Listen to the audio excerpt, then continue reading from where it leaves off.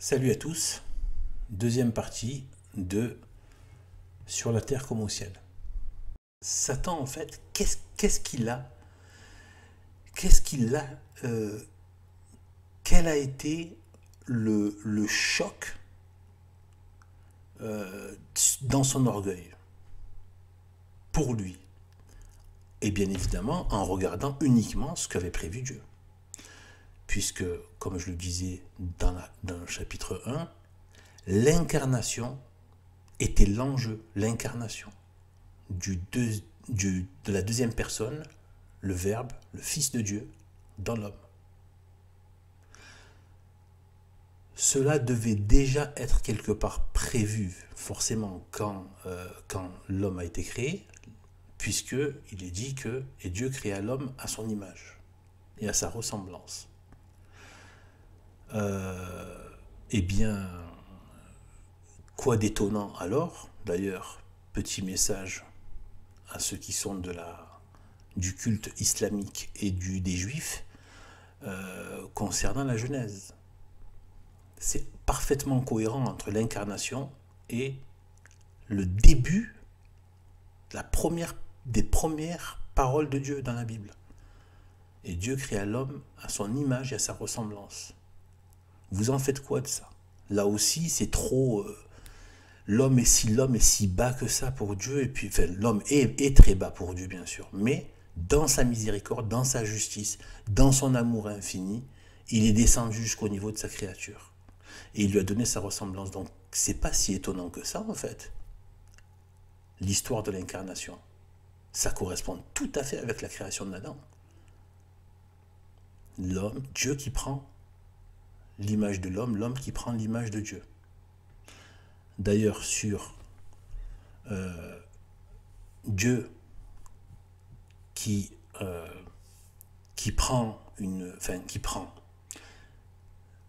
s'unit à la nature humaine,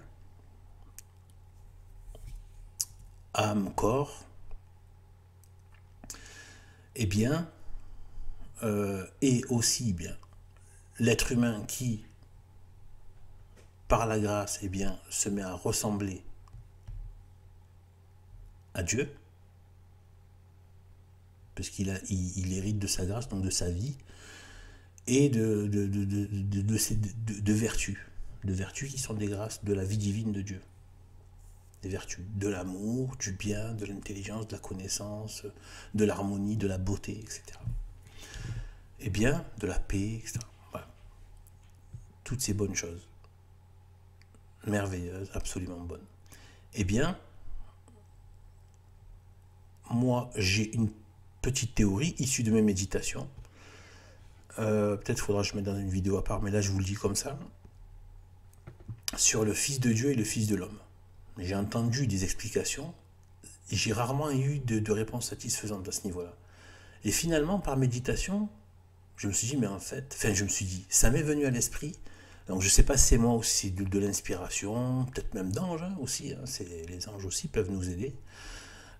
Eh bien,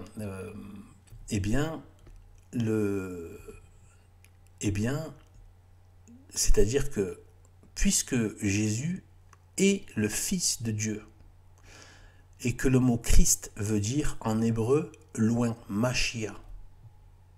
Machia qui veut dire loin. Loin, ça veut dire, c'était l'onction, hein, donc l'onction, c'est une huile, donc qui imprègne, qui imbibe, donc c'est la substance de Dieu.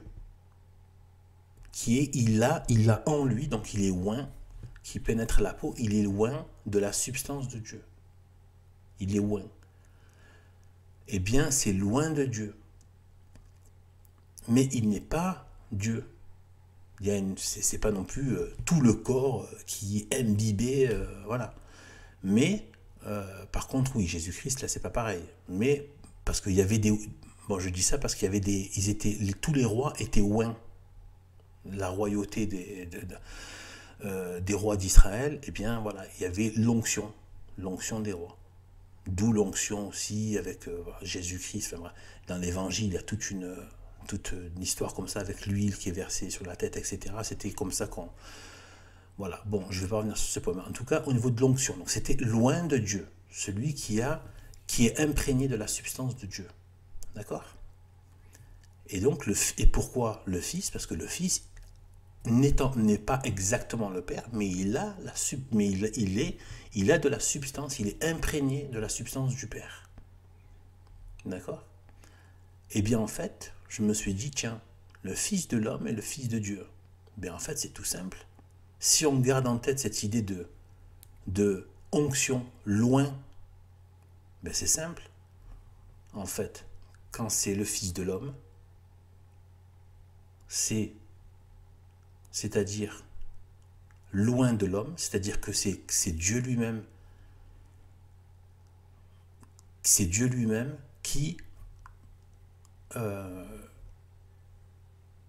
est, comment dire, qui prend l'apparence, les traits humains, d'accord? Et quand il dit le Fils de Dieu, alors c'est l'homme qui prend les vertus, qui est imprégné de Dieu. Le Fils de l'homme, c'est Dieu qui devient loin de l'homme. Il est loin de la substance de l'homme. Vous voyez ce que je veux dire? Puisqu'on remploie le même mot fils comme fils de Dieu, on dit fils de l'homme. Donc c'est toujours loin, quelque part. Et oui. Voilà, c'est une petite gymnastique intellectuelle, mais c'est très intéressant. Moi je trouve que c'est très intéressant. Fils de l'homme. Ça veut dire que c'est Dieu qui est loin de l'homme. C'est Dieu lui-même qui est imprégné de l'homme et l'homme qui est imprégné de Dieu. Et si ça, c'est pas l'incarnation, si ça, c'est pas les deux volets, les deux aspects de l'incarnation, l'homme et Dieu, bon, tout ça, c'est merveilleux, évidemment. Donc, on voit vraiment que la révélation est très cohérente, que c'est merveilleux, que c'est la vérité, tout simplement. Mais ça fait peur aussi, parce que si ça c'est vrai, l'enfer est vrai, moi franchement ça craint quoi. C'est terrible, non mais franchement c'est un rire nerveux, je vous le dis moi. Donc en fait voilà, faut pas trop se tranquilliser par rapport à ça, il faut rester sur ses gardes. Bien des gens sont tombés, y compris des gens qu'on croyait sanctifiés, etc. Eh bien... et il faut prier pour rester dans l'humilité et l'humiliation devant Dieu jusqu'à la dernière. Ben, de toute façon, j'en parlerai ça quand je parlerai aussi du Je vous salue Marie. Je compte faire aussi des vidéos là-dessus pour aller sur quelques petits trésors qu'il peut y avoir dans Je vous salue Marie. Évidemment, quand je dis petit, c'est un euphémisme. Eh bien,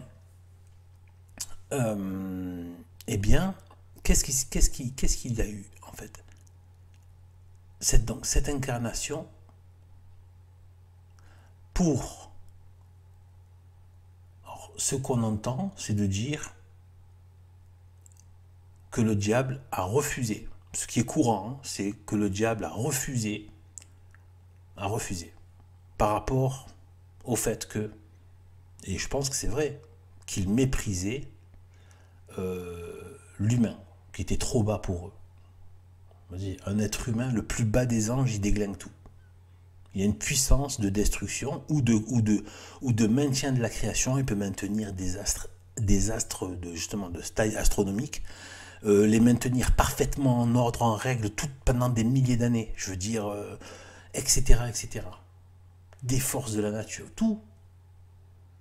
Des règnes de la nature, des espèces, etc. Et tout leur système, etc., toute leur vitalité, conduire tout ça et tout. Et c'est rien pour eux, à ce niveau-là. Dans le ciel, c'est bien plus grand, bien plus infini. Et donc, donc ça, c'est le plus bas des anges, de la plus basse hiérarchie, de la plus petite hiérarchie. Eh bien, les plus petits dans la hiérarchie, eh bien, Satan, qui est à la base donc Lucifer, et Lucifer c'était un bon ange, c'était pas un mauvais ange en fait. C'est ça qu'il vaut mieux l'appeler Satan. Quand il était Lucifer, il n'était pas un mauvais ange. Quand après il a été maudit, là il est devenu Satan. Et donc, Lucifer, quand il était voilà, dans... Eh bien, c'était infiniment plus. C'est-à-dire, c'était... Ils sont... en fait, quand Dieu se mettait sur son trône, Dieu, c'est l'infini, c'est un pur esprit. Mais il peut, s'il a envie, eh bien, concentrer, se manifester à un endroit tel qu'il le désire. Bien sûr, c'est de la magnificence à devenir dingue. Pour nous, on ne supporterait même pas. Eh bien, eux, donc c'était les sept chérubins qui étaient autour du trône de Dieu. D'accord. Et donc, juste au pied du trône de Dieu. On est compte, juste à côté. Donc, Lucifer faisait partie de ces chérubins-là. Eh bien, alors c'est vrai qu'il y a cette espèce de mépris par rapport à notre niveau d'intelligence, notre niveau d'action, etc., etc. Mais, attention, moi je pense qu'il y a autre chose. Je pense qu'il y a autre chose. Je mets donc tous les bémols que j'ai déjà mis en début de vidéo. Mais c'est aussi des choses que j'ai pu lire, mais pas forcément pleinement. Vous savez, des fois vous lisez, ou vous voyez, vous entendez, mais en fait c'est pas 100% toujours la chose. Mais ça vous a mis un peu sur la piste. C'est aussi des fois le Saint-Esprit qui guide aussi. Bon. Eh bien, la question de la femme. Moi, je pense qu'il y a une grande question par rapport à la femme. Puisque d'ailleurs, ça a commencé par la femme avec la tentation. Comme par hasard, Satan est venu, non pas essayer de pervertir Adam, mais de s'en prendre déjà à la femme. Le plus important pour lui, imaginons qu'il avait tenté Adam, mais pas Ève. Peut-être qu'après, Ève aurait réalisé à ce moment-là. Parce que du coup, ce serait Adam, peut-être qu'elle aurait, de la part de Adam, elle n'aurait pas voulu le faire. Or, là, il s'est dit, vaut mieux y aller directement sur elle. Et elle pervertira son compagnon. Il devait connaître la faiblesse de l'attachement d'Adam, etc. Et on voit aujourd'hui chez les hommes combien d'hommes sont tombés voilà, par cet attachement à une femme déréglée, déraisonnable, etc. Eh bien, même quand elles les amènent à faire n'importe quoi. Bon. C'est pas l'attachement dans le bon sens, bien sûr. Dans le bon sens, c'est bien. Même le dévouement, même le sacrifice. Mais là, c'est voilà, sacrifier le bien pour le plaisir ou voilà, l'aspect, l'attachement. Voilà. Eh bien, c'est resté ça dans l'humain. Eh bien, alors, on voit déjà qu'il a attaqué directement en premier la femme. Et Dieu dit, avant de terminer enfin, quand il... et Dieu, la première... non, juste après Satan, donc, en fait, quand il parle à Satan, il lui dit quelque part donc la fin du monde, comment tout ça va se terminer. D'abord, enfin, un temps de conflit entre ta postérité et sa postérité. D'accord. Et entre ta postérité et sa postérité, donc un conflit, une inimitié, donc c'est adversaire. Et donc elle t'écrasera la tête, moi j'ai compris que c'était la postérité qui lui écraserait la tête, et tu lui blesseras le talon. Mais la postérité ne peut rien sans sa mère, bien sûr. L'Église, donc plus tard ça renom, évidemment Sainte Marie. Eh bien, ça veut dire que Dieu, attention, moi, ce que j'ai médité, ce que je pense qu'il y a eu, qui est évident. Pour moi, c'est même pas quelque chose faut aller chercher des trucs des trucs bizarroïdes. C'est juste des évidences qui sont d'ailleurs dans la doctrine. Mais présenté comme ça, à ce moment-là, je ne l'ai pas vu. Bon, je vais vous dire. Dieu, sa volonté n'a pas de temps. Il est de toute éternité. Il est dans l'intemporel. Il ne dit pas, tiens, donc là je veux ça, plus tard je voudrais... Il est dans un présent perpétuel, ça nous dépasse complètement. Donc Dieu n'a pas découvert qu'il voulait s'incarner dans l'homme. Il n'a pas découvert. Tout ça lui est venu en simultané. Et cette volonté de s'incarner dans l'homme passait par la femme. C'est pas juste je m'incarne directement dans un homme. C'est-à-dire par l'engendrement, c'est la femme qui donne naissance pour naître de la femme, mais sans passer par l'homme, attention. Donc la Vierge. Donc la Vierge. Donc Dieu avait prévu qu'il devait naître d'une femme qui normalement n'avait pas le péché originel, parce que c'était pas prévu le péché originel. Dieu n'a pas prévu le péché originel. C'est la volonté libre de l'être humain qui a fini par créer ça, générer ça. Mais donc, Dieu voulait donc s'incarner au travers d'une femme qui soit vierge, donc qui n'ait jamais été touchée par un homme, et que lui-même n'ait pas engendré suite à une femme qui a connu un homme, qui a été fécondée par un être humain. Ça serait une monstruosité. On voit bien la sagesse et la pureté de Dieu. Ce serait une monstruosité que l'homme engendre le Verbe, que l'homme est finalement, puisqu'on dit générateur, géniteur, ce serait hideux, odieux, c'est répugnant, on le sent, hein, qu'il y a quelque chose de révulsant dans cette idée-là. Et c'est pour ça qu'il fallait absolument qu'il naisse de la femme comme l'homme, pour qu'il soit véritablement incarné, et pas d'une incarnation directe sans passer par l'embryon, tout ça et tout. Donc il faut qu'il passe par l'incarnation comme un homme. C'est ce qu'il a voulu. Mais sans qu'il y ait l'intervention de l'homme. Dans une femme pure, vierge, et donc il fallait qu'elle ait un époux. Il fallait qu'elle soit conçue. Qui allait la concevoir? Si ce n'est pas un être humain. Qui allait la féconder? Mais pas de manière donc physique, charnelle, etc. Ça ne pouvait être que Dieu. Il n'y a que Dieu qui est assez saint, qui est assez pur, et qui n'est pas homme, etc. Et tout. Il n'y a que Dieu. Donc, c'est le Saint-Esprit. Ça c'est très, voilà, ça c'est archi reconnu, hein, que voilà. Je vais rappeler les trois liens phénoménaux à une échelle de l'absolu, pas dans le sens de Dieu, mais dans le sens elle a affaire à l'absolu. Là, elle a affaire à l'absolu. C'est pas rien, Sainte Marie.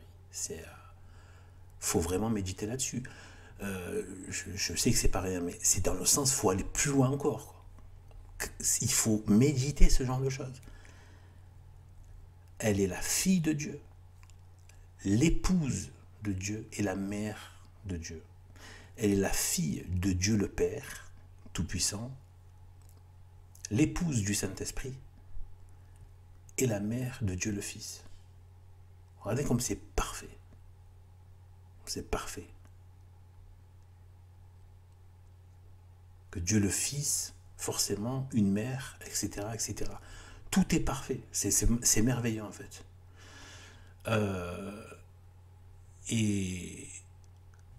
Eh bien, elle ne pouvait pas, par exemple, la mère, ça aurait été un peu bizarre, c'était la mère du Saint-Esprit. C'est bizarre. Vous voyez ce que je veux dire? Non, alors que là, c'est le Fils de Dieu qui a, une mère. Et comme il s'incarne dans l'être humain, une mère humaine. Vous voyez ce que je veux dire? Et c'est pour ça, Donc, ça, quand on dit ça comme ça, bon, on se dit, ouais, c'est bien, c'est un peu joli, c'est même très fort et tout ça, mais si on va creuser un petit peu plus, c'est énorme ce qu'il y a derrière. C'est énorme. C'est énormissime, il n'y a pas de mots pour décrire ça. Ça veut dire que cet être, ça veut dire que l'incarnation n'est pas qu'une question de l'homme, ça voulait dire que il allait y avoir, l'être humain allait être érigé à un point, bon ça c'est connu, c'est pas, ça par contre je l'ai déjà lu, hein, c'est pas de moi, que la femme allait être, et je crois que c'est de Monseigneur Gomme, que la femme allait être érigée bien au-dessus des anges et donc bien au-dessus de Lucifer aussi. C'est-à-dire que elle est, qui a cet honneur chez les anges, qui nous dépasse en tout cet honneur. C'est-à-dire que la créature humaine, celle qui est sortie de la côte d'Adam, la polarité féminine de l'humanité, eh bien, elle est la fille de Dieu. Ça veut dire qu'elle hérite de toutes ses grâces. C'est une héritière. D'où Sainte Marie pleine de grâce. C'est-à-dire elle est comblée, elle a toutes les grâces. Elle est l'épouse du Saint-Esprit. C'est-à-dire, bon, si la théorie est vraie, bon, je ne sais pas si ça a été vraiment certifié, adopté par l'Église, mais Monseigneur Gomme en parle, eh bien, bien que ça veut dire que elle est l'épouse du Saint-Esprit. D'accord? L'épouse du Saint-Esprit. Eh bien,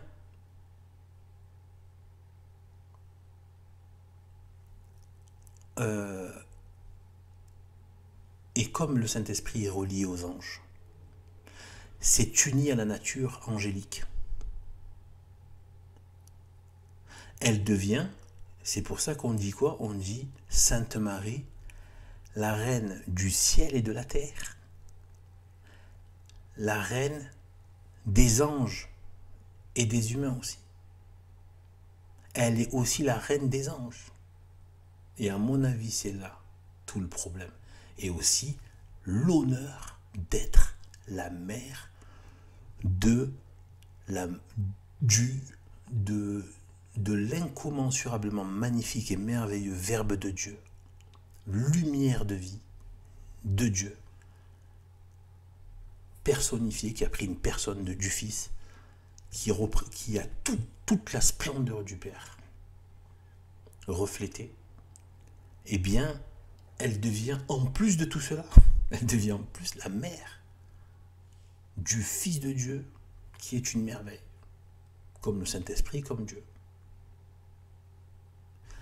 Et ça veut dire que l'être humain, par le biais de la femme, atteint un niveau d'honneur et de pouvoir dans le ciel phénoménal, au-dessus de ceux des anges.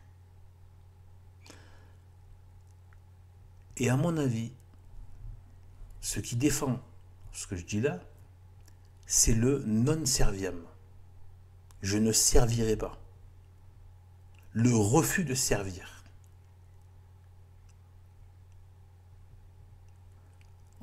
Servir Dieu, ils le servaient Dieu. Ils n'avaient pas de problème avec ça. Pourquoi ils ont eu un problème avec servir Dieu quand il a parlé de l'incarnation dans l'homme? Je pense que ça impliquait que justement, je pense, il m'est venu à l'esprit, et donc si c'est faux, donc c'est de moi, si c'est juste, c'est que c'est une bonne inspiration du Saint-Esprit, ou je ne sais quelle autre médiation, voilà. eh bien, peut-être une grâce donnée par le biais de Sainte Marie, ou peut-être, je sais pas, une inspiration par un ange, j'en sais rien. Mais en tout cas,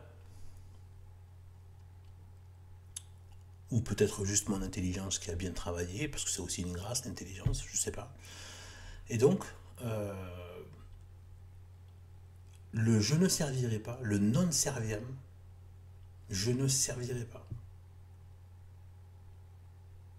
de Satan, à mon avis, c'était je ne servirai pas la femme, une être humain, et qu'elle soit au-dessus de moi, et qu'elle soit ma reine. Je refuse qu'elle soit ma reine.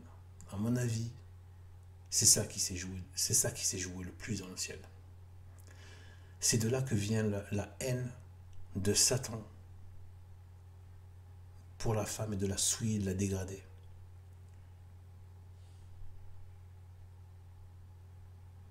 Et de l'exciter à l'orgueil aussi. On le voit bien aujourd'hui avec le féminisme. De lui faire perdre justement son côté féminin en la masculinisant. Et détruire cette image de la femme et surtout de la femme sainte. Et alors encore pire, de la jeune fille sainte. Aujourd'hui, une jeune fille qui serait sainte, qui serait dans un état de grâce, et encore plus vierge, mais c'est le cauchemar de Satan. Mais même si elle n'était pas vierge, elle se marie, elle est jeune, mais qu'elle est dans un état de sanctification et qu'elle est pieuse, c'est le cauchemar de Satan. C'est le cauchemar. La jeune femme qui est en état de sainteté, en état de grâce, vierge ou pas, parce qu'on peut très bien être marié, avoir des rapports, mais être dans une union, bon, voilà, bénie par Dieu, le mariage. Même, on peut être une femme très pure comme ça. Voilà. Ça ne sera jamais le niveau de la sœur de la Vierge. Ce ne sera jamais le niveau. Il faut raison garder. Il y a une hiérarchie dans les choses spirituelles. Ceux qui vont vers... forcément, ceux qui font ça, ils le font par grâce. Ce n'est pas juste leur mérite à eux, mais n'empêche que c'est plus... Voilà. Ça effraie encore plus le Satan, voilà, de voir une vierge. Parce que justement, elle devait être vierge. D'accord. Voilà pour cette question-là. Donc, du choc qu'il y a eu, et que donc, au niveau du ciel, et qui ne contredit pas du coup l'incarnation dans l'homme, etc., dans un homme, etc., c'est le Fils. D'accord. Le Fils, c'est pas la fille de Dieu. La fille de Dieu, bon, Sainte Marie, mais je veux dire, elle reste une créature, même si c'est une créature magnifique, merveilleuse, c'est un chef-d'œuvre de Dieu. Imagine Dieu qui fait un chef-d'œuvre. Vous imaginez? Dieu étant parfait, il lui fallait une créature parfaite, magnifique, d'une grande magnificence. Voilà. Sauf que, il va y avoir un problème. C'est que Satan, par derrière, il y a une guerre qui va être une guerre, et c'est là que dans ce livre d'ailleurs dont je vous ai parlé, Le monde des esprits, anges et démons, de Dom Bernard-Marie Maréchaux, eh bien, il y a eu un combat dans le ciel. Il y a eu un combat entre anges. Il s'est passé des choses dans le ciel. Eh bien, et ensuite, après, il y a eu la chute avec Adam et Ève. Donc Dieu, son plan d'incarnation, de faire participer Adam et Ève et toute leur descendance à sa vie divine, au royaume, à son royaume, au bonheur céleste, etc. On en fait quoi? Eh bien, je vais en parler dans la partie 3, puisque j'ai dit que j'essayais de ne pas trop dépasser les 35 minutes. Voilà, voilà. Eh bien, voilà, je termine par une toute petite prière, évidemment choisie à propos. Gloire soit au Père, et au Fils, et au Saint-Esprit, comme il était au commencement, maintenant et toujours, et dans les siècles des siècles.